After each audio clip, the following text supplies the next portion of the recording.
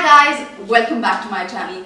Welcome to another episode of Motherhood Mondays. Can I say how touched I am after reading all your messages from the last episode.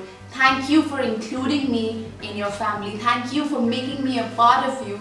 This was my point of starting this series, that you and I bond together, and I think that's exactly what I see here, and I'm so happy. I'm delighted that you guys are sharing so much with me already. I try my best to answer as much as I can, and I'm going to make it a point that I try and answer each and every query or respond to each and every experience that you've shared with me.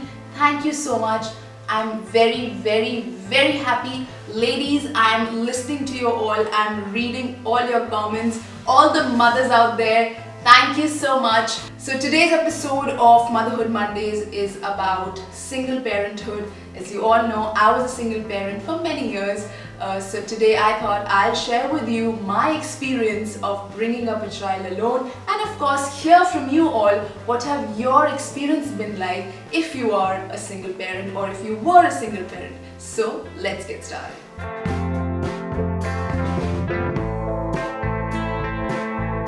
Motherhood is difficult itself, but as a single mother it gets even more tougher, not just on you but even on your child. But I want to say, to start with, the most important thing is to accept. Yes, much as you would like to grieve, much as we would like to just drown away in our sorrow, because of course it's a devastating moment. Like for myself, for me, it was like, life had ended. I felt like there's no life anymore. And B, you have to man up, or you have to look happy and strong for your child, because you can't let that, you can't let your child see you in that condition, and of course you can't let any of this circumstance affect your child. So accepting that this has happened with you is really important for you to move on to the next step. The better it will be for you to move on, and the better it will be for you and your kid.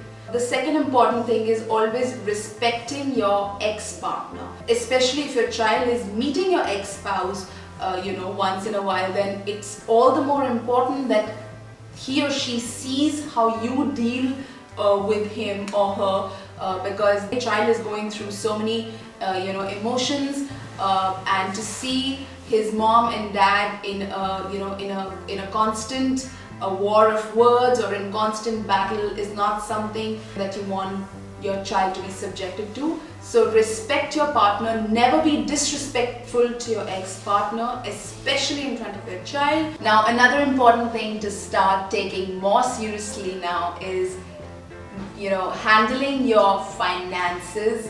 If you haven't been doing it before, then of course it's time for you to do it now. Not only that, you have to be responsible for creating a budget for yourself, for your kid, and if you're a working single mother, then it's all the more important to handle your finances, to make a budget and stick to it. Of course, it's really important to have a work schedule. Like I spoke in my last video, if you're juggling between working and taking care of your kid, it's really important to have like a set schedule for yourself and your kid. Financing and budgeting is something that you have to start doing now. Apart from these little changes that you bring about in yourself or in your life, it's also really important to bond with your kid. And by bonding, I mean trying and talking to your kid about it little by little. That's how I started talking to Arjun.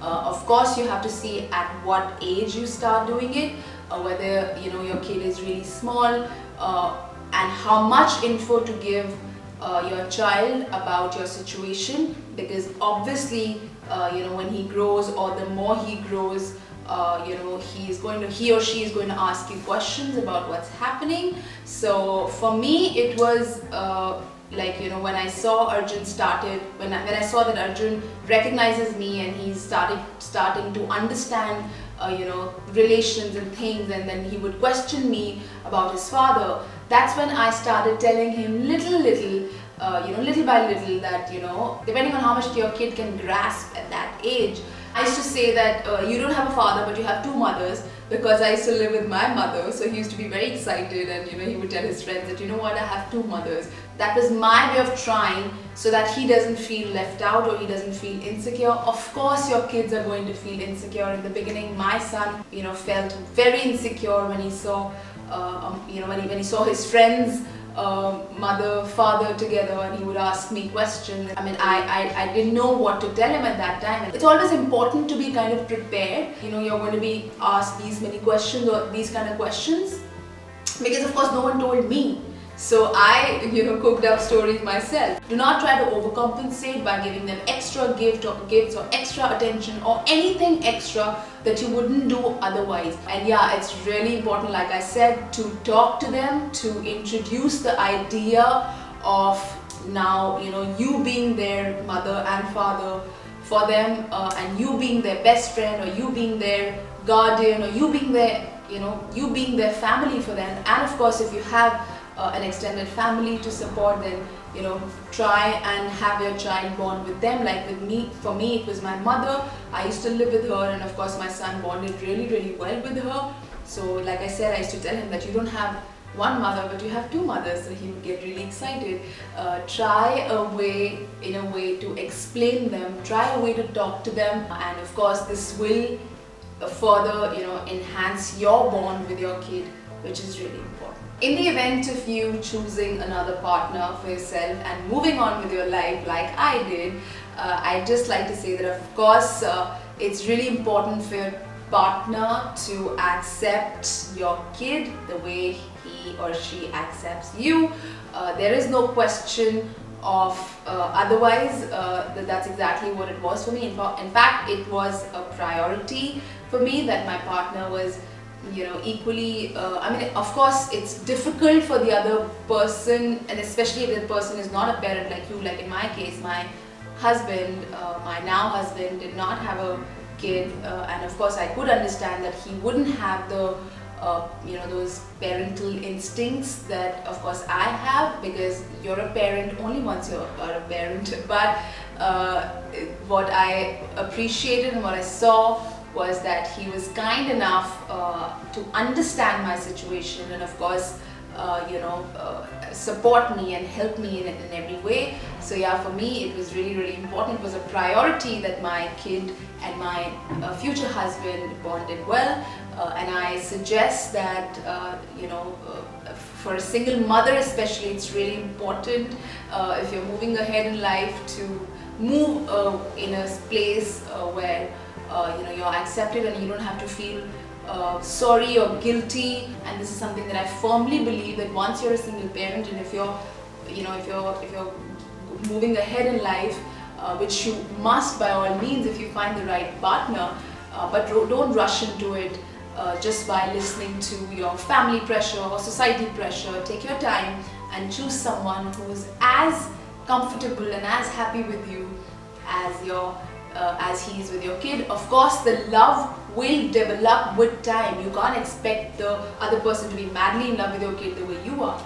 But it's really important to have that acceptance, to have that understanding. In the end, I'd only say to all the single mothers out there, I know it's really, really tough. I know, it's sad enough that you're going through that one goes through this trauma of separation. And you have to, like I said, you have to put up a brave face, and you have to you have to be a mother and a father for your kid. But let me tell you one thing, and this is also my experience, that there was a time in my life when I was so depressed and I was so sad. I didn't want to live anymore. I was so sad and disappointed, and my kid was the reason why I didn't give up. Everyone says that, Roshni, you're so strong, you didn't give up. But only I know the reason why I didn't give up, because I didn't have a choice. Because I couldn't give up, because I wasn't just responsible for my life, I was responsible for another life. So it's like I had no option, I could not. And sometimes when you don't have an option, it's like a blessing in disguise. So yeah, for me, now when I look back in retrospect, I feel immensely lucky to be a mother because that taught me so much. And especially as single, that whole period when I was a single mother, that made me so strong, so confident that I could take up any challenge, I could take up anything. Of course, it was very, very tough. It's easier said than done. It was very tough in the beginning. Like I said, I almost wanted to give up. But my child, the very fact that I had someone to take care of, and I didn't have the liberty to even be sad. At the end of it is going to be the most valuable thing. Trust me, if the most beautiful thing for me in this world is still the bond that I have with my child. And that's thanks to those years that I spent with him. It probably wouldn't have been this way if it was otherwise. That's how I like to see it. Thank God for children, because they really are God's way of sending bundles of joy, and especially when you're going through a trauma such as separation, it actually holds really, really true. So this is it for the video, guys. I hope you enjoyed it and found my tips useful, or if you could relate to my experiences, then as usual, do not forget to mention that in the comment section below. I promise I am reading all your comments, and I feel happier and happier as I read them. Like I said, I try and respond to all of them, and if I don't, then I'm going to try harder, I promise. Thank you so much for showing me so much love. Please give this video a thumbs up if you liked it. Do not forget to subscribe to my channel if you haven't already. Don't forget to hit the notification bell so you're notified every time I put up a video here. That's all I have to say, and I'm going to see you next Monday on Motherhood Mondays. Bye.